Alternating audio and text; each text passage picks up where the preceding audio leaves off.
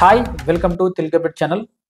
తెలంగాణ ప్రభుత్వం ప్రతిష్టాత్మకంగా నిర్మిస్తున్న భారత్ ఫ్యూచర్ సిటీ నుంచి అమరావతి బందర్ పోర్టు వరకు దాదాపు 12 వరుసల గ్రీన్ఫీల్డ్ రహదారులను వెంటనే మంజూరు చేయాలని కోరుతూ, అదేవిధంగా తెలంగాణలో ఇతర జాతీయ రహదారులకు సంబంధించి కూడా కేంద్ర రవాణా శాఖ మంత్రి నితిన్ గడ్కరీతో సీఎం రేవంత్ రెడ్డి ఏమేమి మాట్లాడారో నేను ఈ వీడియోలో క్లియర్గా ఎక్స్ప్లెయిన్ చేసే ప్రయత్నం చేస్తాను.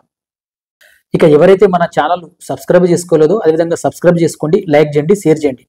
ఇక వీడియోలోకి వెళ్తే, ఇక ఇటీవల కాలంలో సీఎం రేవంత్ రెడ్డి ఢిల్లీలో కేంద్ర రహదారుల రవాణా శాఖ మంత్రి నితిన్ గడ్కరీని కలిశారు.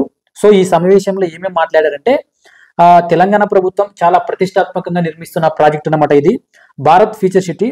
సో ఈ రోడ్ వచ్చేసి తెలంగాణ భారత్ ఫ్యూచర్ సిటీ నుంచి అమరావతి మీదుగా బందరు పోర్టు వరకు దాదాపు 12 వరుసల గ్రీన్ఫీల్డ్ రహదారిని నిర్మిస్తున్నాం.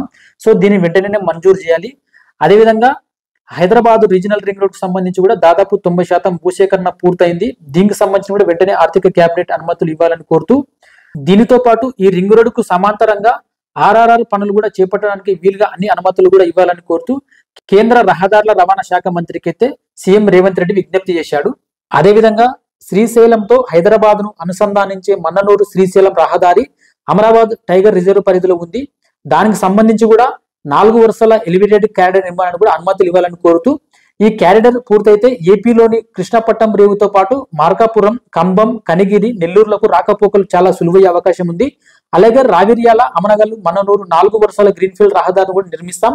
సో దీనికి సంబంధించిన కూడా అనుమతులు వెంటనే ఇవ్వాలని కోరుతూ కేంద్ర మంత్రి, రవాణా శాఖ మంత్రి అయినటువంటి నితిన్ గడ్కరీని సీఎం రేవంత్ రెడ్డి అయితే కోరినట్టు తెలుస్తుంది. అదేవిధంగా హైదరాబాదు, మంచిర్యాల మధ్య ఉన్న రాజీవ్ రహదారిపై వాహన రద్దీ కూడా ఎక్కువగా పెరుగుతుండటంతో నూతన గ్రీన్ ఫీల్డ్ రహదారిని కూడా మంజూరు చేయండి. సిఆర్ఐఎఫ్ కింద దాదాపు 868 కోట్లతో ప్రతిపాదించిన రహదారుల పనులకు కూడా ఆమోదం తెలపండి అని కోరుతూ గడ్కరీకి అయితే సీఎం రేవంత్ రెడ్డి విజ్ఞప్తి చేశాడు. సో సీఎం రేవంత్ రెడ్డి చేసిన విజ్ఞప్తులకైతే నితిన్ గడ్కరీ కూడా చాలా సానుకూలంగా స్పందించినట్టు తెలుస్తుంది. సో దీనికి సంబంధించి కూడా రాబోయే రోజుల్లో ఎటువంటి అప్డేట్స్ ఉన్నా మన ఛానల్లో పెట్టే ప్రయత్నం చేస్తానమాట. సో మనం పెట్టే కంటెంట్ మీకు నచ్చినట్లయితే మన ఛానల్ సబ్స్క్రైబ్ చేయండి, లైక్ చేయండి, షేర్ చేయండి. Thanks for watching Telugubit channel.